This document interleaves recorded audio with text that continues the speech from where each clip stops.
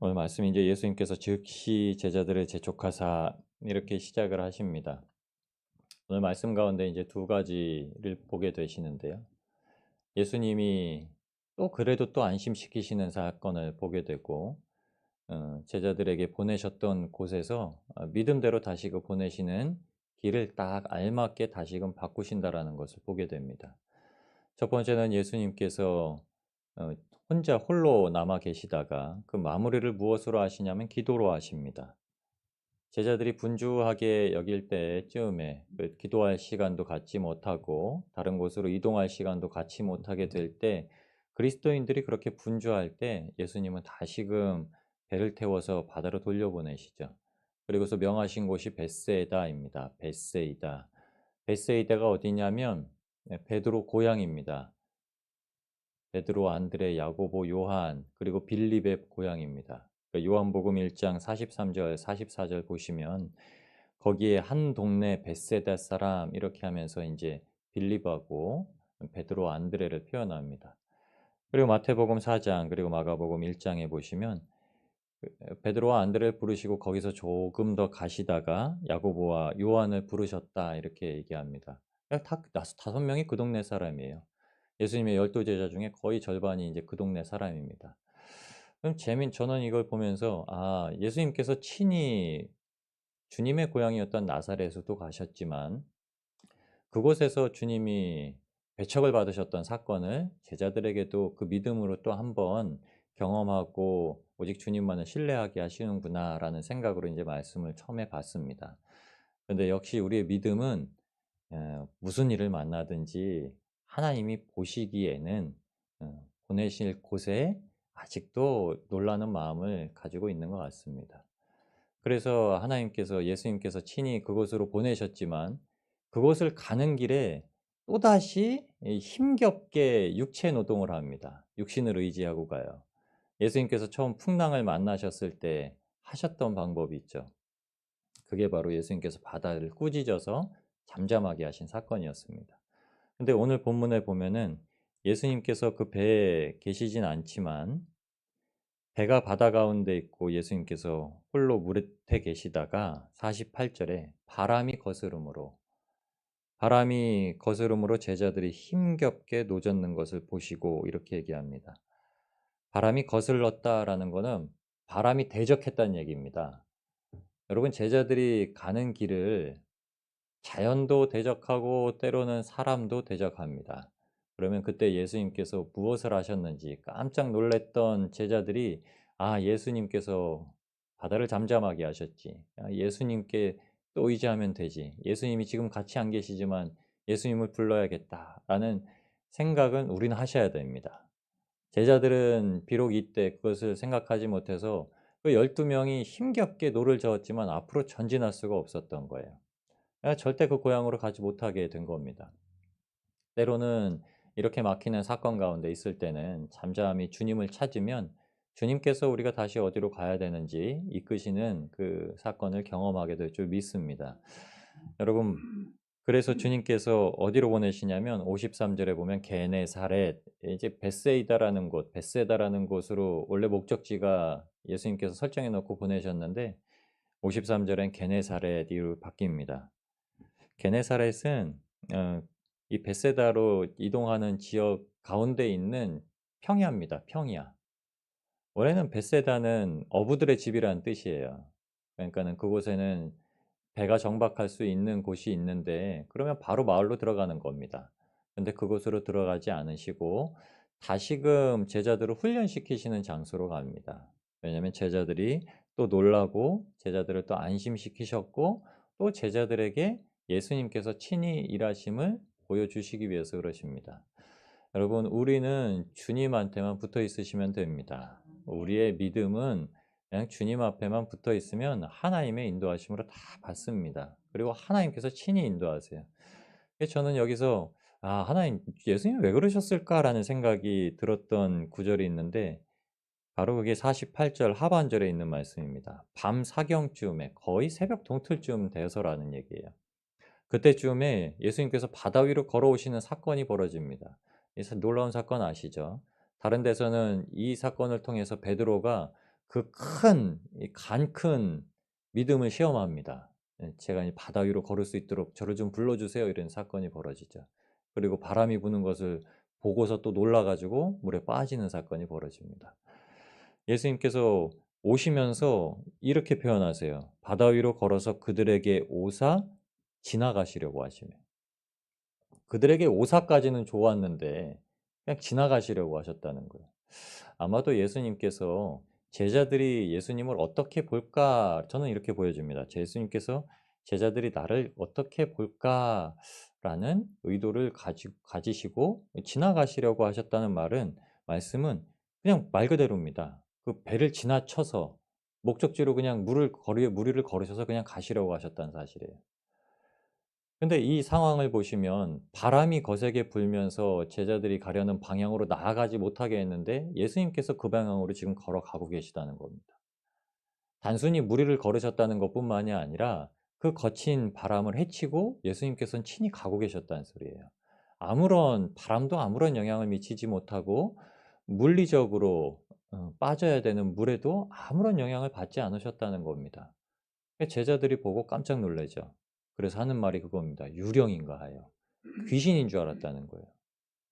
사람들이 표현한 것처럼 그겁니다. 귀신을 힘입지 않고는 어떻게 귀신을 내쫓느냐고 다른 사람이 말했던 것처럼 예수님을 그렇게 보아왔다는 거예요. 그러나 예수님께서 그들에게 예수님을 보고서 유령인가 하고 놀라는 그들을 보고서 곧 그들에게 말씀하신 이후에 배에 올라타십니다. 안심해라. 왜 이 사건을 보여주셨을까? 여러분 오늘은 이걸 좀 묵상하시기 바랍니다. 왜 예수님은 굳이 이 자연을 거스르시고 천지의 창조주로서 모든 것을 거스르시고 우리에게 오실 수 있는 분으로 묘사하시고 제자들에게 그렇게 나타나셨을까? 실질적으로 그들이 맞이하게 되는 상황에서 예수님은 모든 것을 해치고 오신다라는 걸 친히 아마 보여주고 싶으셨을 겁니다. 바다라는 공간은 베드로, 안드레, 야고보, 요한에게는 아주 친숙한 곳입니다. 그리고 그곳에 같이 있었던 빌립까지도요. 왜냐하면 그곳이 어촌이었기 때문입니다. 그럼 모든 것을 바다라는 것은 아주 익숙하고 요한복음 21장에 보면은 베드로가 요한이 예수님이시다라는 말을 듣고 그곳에 겉옷을 둘러 입고서 바다로 뛰어들어서 예수님께로 헤엄쳐 오는 장면이 있습니다. 물은 아주 익숙하죠. 물에 빠져도 뭐 특별한 상황이 아니면 그들은 능히 그 모든 일을 헤쳐나갈 수 있습니다. 그러나 그들이 생각하는 그 바다, 그들이 생각하는 일상, 저와 여러분이 생각해서 마주해서 이것은 내가 기도로 기도하는 것이 아니라 그냥 내가 지금까지 경험했던 것으로서도 헤쳐나갈 수 있어 라고 하는 것들이 있습니다. 여러분들이 아주 친숙한 거예요.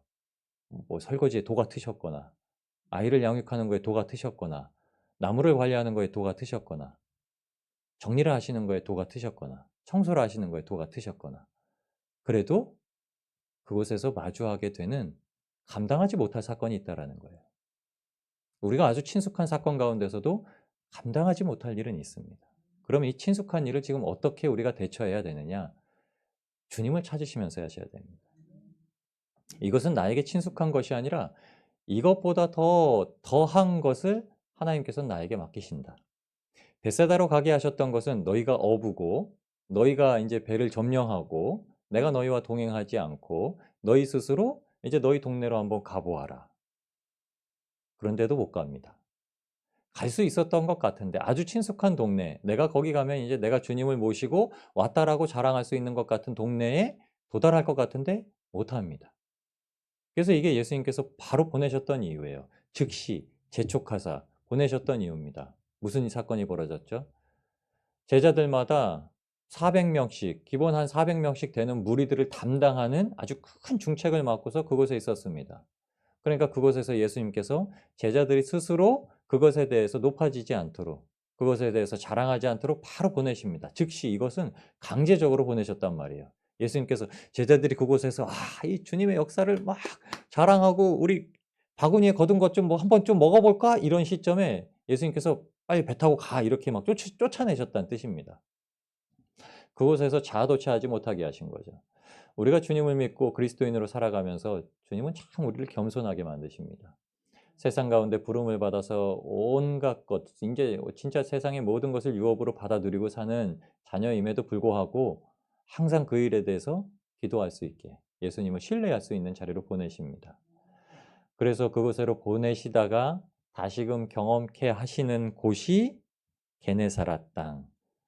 그곳에서 예수님께 나오는 자들이 있었고 그곳에서 다시 이방 여인을 마주하고서 예수님께서 이방 여인의 믿음이 어찌한지 수로보니게 여인을 통해서 다시 믿음을 제자들에게 보여주시는 사건이 나옵니다. 그리고 다시 한번 칠병이어에 먹이시는 사건을 그곳에서 이루십니다. 여러분, 주님께서 왜 자꾸 우리에게 반복하실까요? 성경을 보면 계속 주님은 반복하십니다. 어떤 일을 마주해서 예수님께서 행하신 일이 아주 큰 경험이라고 우리가 여겨질만 하면은 다시금 그 처음의 자리로 돌아가서 반복을 하게 하십니다. 제자들이 나중에 성령을 받고 나서 그것을 깨달았습니다. 처음 자리로 돌아가는 것 굉장히 중요하다. 처음 자리에서 내가 갖지 못했던 믿음을 가지고 새롭게 시작하는 게 굉장히 중요하다라고 느꼈습니다. 그래서 요한계시록에 사도 요한이 요한계시록을 기록할 때에 7교회에 보내는 편지 중에 하나가 첫사랑을 회복하랍니다. 어디서 버렸는지를 생각하고 그것을 다시금 찾아오라고 예수님께서 말씀하시는 거예요. 제자들이 다 알고 있었던 사실입니다. 내가 과연 그렇다면 나 이 정도는 할 수 있어라고 여겼던 것들이 무엇인가? 주님께서 우리 고향 베세다로 보내시는데도 불구하고 우리 스스로가 나아가지 못해서 다시 주님을 의지해서 갔던 곳은 어딘가? 그곳에서 다시금 주님께서 어떤 일을 하셨는지 우리는 무엇을 보았는가? 저와 여러분의 삶은 항상 이 믿음을 가지고 우리가 그 믿음에 두려워했던 그 장소로 다시 돌아가서 다시금 주님께서 일하실 것을 기대하고 처음부터 완전히 시작을 바꿔버리도록 예수님은 항상 우리에게 경험하게 하십니다. 예수님의 그 크신 은혜가 있기 때문에 여러분, 그리스도인들은 날마다 낮아지고 겸손해지고 주님을 닮아가면서 살 수가 있습니다. 그렇지 않다면 우리는 경험으로 말미암아 항상 세상과 같은 존재가 되어져 버리는 겁니다. 세상엔 노하우라고 얘기하잖아요. 여러분, 신앙생활엔 노하우가 없습니다. 신앙생활엔 그저 정결케 하는 말씀과 기도가 있을 뿐입니다. 그리고 우리를 인도하시는 성령님이 있을 뿐입니다. 성령을 받는 노하우도 없습니다. 성령은 우리가 주님께서 오시겠다고 하실 그때까지, 약속의 때까지 붙들고 늘어져서 그냥 주님을 모시는 것뿐입니다. 여러분, 오늘 삶에도 우리가 가장 익숙한 일을 또 마주하러 나가실 겁니다. 근데 오늘은 그 일들을 마주하러 나가시기 전에 주님, 오늘 마치 제가 진짜 새싹처럼 처음 하는 초보자처럼 그 일을 감당할 때, 초보자 때 어떻게 하셨나요? 얼마나 긴장하고 이 주변을 다 돌아보는 데 있어서 힘을 쓰고 애를 쓰셨나요? 주님을 사랑하실 땐 또 초보자 때가 어떠셨나요? 무엇을 하든지 주님께서 주님을 만난 그 감격 가지고 무엇이든지 기뻐 즐거워하지 않으셨었나요? 그것이 우리가 주님을 만나는 신앙생활과 더불어 주님 앞에 온전히 드리는 삶의 예배의 모습으로 주십니다. 우리는 오늘도 여전히 제자들과 같이 세상 가운데 우리가 가장 애쓸 수 있는 일을 힘써서 하고 있습니다. 그러나 주님은 그 애씀과 힘씀을 아시고 안 되는 것도 아시고 친히 오십니다.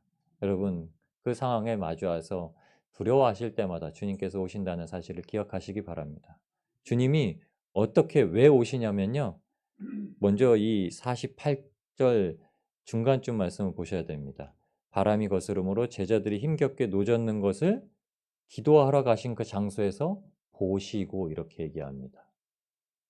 헬라어로 에이도라고 쓰였는데요. 그거 아시고라는 뜻입니다.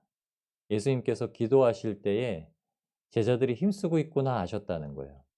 마치 혈류증을 앓던 여인이 예수님의 옷자락을 만지고 예수님께서 능력이 빠져나간 것을 스스로 아셨던 것처럼 제자들이 당신께서 부르셨던 백성들, 제자들이 힘겹게 사투하고 있다는 걸 아시고 찾아오신 겁니다.